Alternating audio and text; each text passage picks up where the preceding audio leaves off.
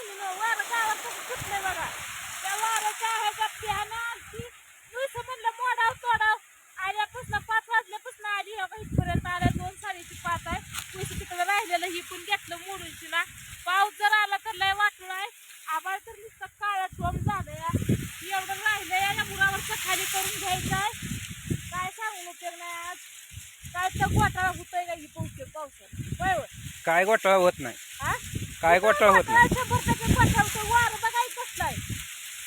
काय होतंय उन्हाचा तोडा येत नाही. इकडं जरा पडलेला आहे का नाही ते या बुडक्यात हाणलं की ते 3-4 तुकडे होते.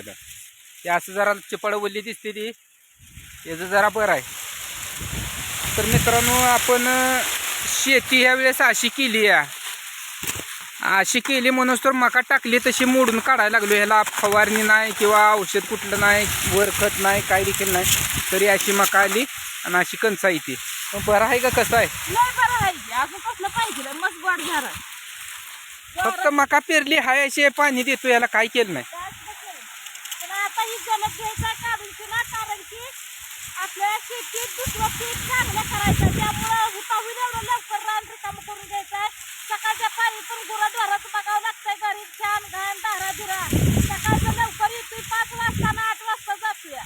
पण करून करून डोकं तिथं किती करायचं आहे सांगा. आणि उन्हाचंही होत नाही. फिरवायचं आलं तर नेमकं ही वारा कावार सगळं संग सुटतं या. एखादी बायतूळ जर निबारा आधी मकवान हाय रिकाम म्हणलं की वारे बघा जातंय बायतूळ. की ह्यांना म्हणलं बांधायच्या ह्याच्या लागायला नाही. सुतळी नाही तर तुमचं साणायचं नाही तर एखादं तडपं फाडायचं आणि सरळ बघा गुतवून टाकून शिना मकवान न्यायचं वर. एखादं त्यांची सांगून शिना त्यांचं पण न्यायची वर घेऊन शिना. या आल्यापासून एवढं घेतलंय मी मोडून. कशी नाही शेती ह्या टायमाला आणि सकाळच्या टायमाला तोडा येते, पण आता वार सुटलंय त्यामुळे ही तोडा येत नाही. त्यामुळे आता घरला जायची वेळ आली. कारण एवढा आबाळ तर तुम्हाला दिसतंय कसं झालंय. फुल एकदम टंबारलंय. झाड बाय कशी हलते तिकडे. आता वारं सुटलंय म्हणल्यावर झाड हलणार जायची. आणि घरी तर आपल्या दारात पूर्ण कचराचा गोळा झाला असेल बघा. मकवान कसं हलतंय बघा.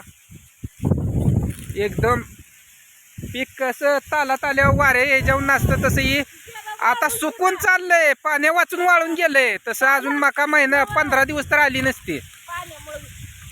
पाण्याला आचली विहिरीतलं पाणी संपलं त्यामुळे ही मकवान सुकून गेलंय. आणि पाणी संपल्यापासून बोल बोल म्हणून तर 4 दिवसात मका वाळली धगाटली. ऊन मुलकाचं पडतं त्याला काय म्हणायचं. ऊन मुलकाचं हाय भागातून जात या रानाला बळी पडल्या त्याला काय म्हणायचं. हा बळी पडल्या रानाला बरंच म्हणायचं ना. काय करता आपलं मुलकाचं मोठं लटकणीच पडलंय. कायच केलं नाही. जशी फिरली नुसतं पाणी दिलंय बा. असं काय केलं नाही. देव बऱ्यावर हाय म्हणायचं. बऱ्यावर नाही स्वामी पाठीशी आहे इथं. त्यामुळं करतो. ह्यात कसं का असं नाही यश आहे. फक्त येऊन जाऊन आपला ही प्लॉट साधला, पण वरल्या प्लॉटला पिंजर मारून देखील ते गेलं. काय नाही त्यात. आता सरळ बघा वरचा बांध घ्यायचा फोडून शिरा. मोरल्या आठवड्यापासून चालू करायचं. रानातली सगळे काय घाण गुण असेल ती काढून घ्यायची. ठिबक पायपा सगळं काय असेल ते नियोजन एकदम ओके मध्ये करायचं आहे.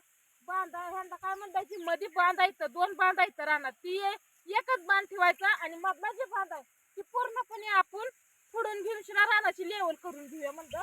आणि मध्ये एक ही टाकायचं त्याला काय सायपिंग टाकायचं ना. सायपिन काय पाणी लय झालंय काय सायपिन करून सोडाय.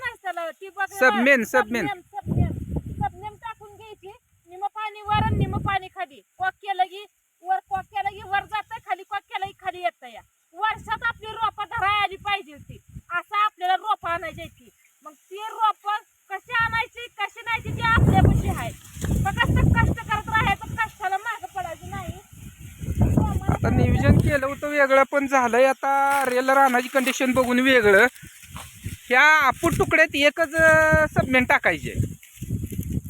2 जी करायच्या होत्या ती इथं मध्ये सेंटरवर एकच करायची. ह्या प्लॉटला वर बी गेलं पाहिजे आणि खाली बी आलं पाहिजे. वर रान कमी आहे खाली रान जास्त आहे. त्यामुळं कसं करायचं नियोजन करून करा.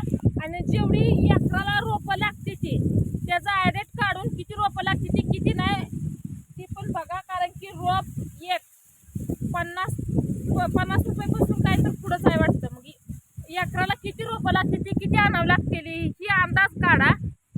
अंदाज काढून शिना मग त्या रोपासनी ऑर्डर द्या. अंदाज ते काय आपण आता हे इकडला खाल्ला कोपरा बसवला की असं रुंदी किती आहे, किती बाय कितीवर लागवड करायची ही गणित केलं की आपल्याला रोपात समजतंय. पण मी तुला काय सांगतो हे तुझ्या लक्षात आलं नाही की ह्या आपूट तुकड्याला त्या बांधापासून ह्या बांधापर्यंत जी प्लॉट आहे का नाही त्याला एकच सबमिट करायची मधीच. हां, आणि जी वरला प्लॉट आहे त्या वरल्या प्लॉटला वरल्याकडे करायची. वर रोपलंय नाही ती वा खाली रोपलंय यायची आपली. अगं असू दे की, पण हे प्लॉटला कसं होतंय अंतर कमी आहे ग. अंतर कमी असं ना का. आणि दुसरी गोष्ट आपल्याला काय करायची आहे ती इनलाईन पण आणायचे. का आणायचे तर आपल्याला जी आता रोप लावली मध्ये जी राहतंय मध्ये जी गॅप राहतोय 10-12 फुटाचा. त्यात आपण वांगी म्हणा मिरची म्हणा एक ते दोन पीक आपल्याला घेता येतंय. एक पीक तर सहज आपल्याला ह्यात घेता येतंय. कारण की आपलं रान पडाक पडतंय त्यातलं आपल्याला पण काय तर खर्च निघला पाहिजे. पाईपाचा म्हणा, लेटरचा म्हणा, इनलाईनचा म्हणा, ही जी काय वर आपल्याला खर्च होणार आहे रोपांचा हे आपण ती मध्ये मिरची किंवा वांगी करून नियोजन त्याचा खर्च काढून घ्यायचा. डोक्यानं केलं ना काय कमी पडत नाही, पण डोक्यानं नाही केलं की मात्र काय ना काय घोटाळा होतोय. जिद्दीनं करायचं पाणी कमी पडतंय एखादा अजून होल घ्यायचा म्हणते तर ह्यांनी तर मी ह्यांना म्हटलं होल फिल काय नको नियोजन न करू, जरा थांबा आधी रोप घेऊया लावून ना आणि परत ते हाय ह्या होलाच कुठं तर थोडंसं तिथं डबरं करून तळ करून त्यातच एखादा चांगला कागद टाकून पाणी साठवायचं असंच काहीतरी करू की आपल्या एकराला ती पाणी पुरावं. असं होतंय वा. टेन्शन घेऊन करायचं नाही, बिनधास्तपणे रिलॅक्सपणे करायचं. समजा काय होतंय टेन्शन घेऊन केलं की कुठलंच होत नाही. नियोजन केलेल्या कामाचा घोटाळा होतोय. आपण हे ठरवलं होतं इथनं एक इकडे सबमिट टाकायची आणि त्या बांधावर एक टाकून इथपर्यंत घ्यायचं ते इकडे सोडायचं. तर आता तसं करायचं नाही. या प्लॉटला इथं एक टाकायची आणि वरचीवर स्पेशल करायची. पाणी सामान पडतंय. बघू घे कसं करताय कसं नाही. फक्त आता वरच्या कमी ह्याच्या करता खर्च वाढतोय, वाढ नका पण बसवायचं बजेट.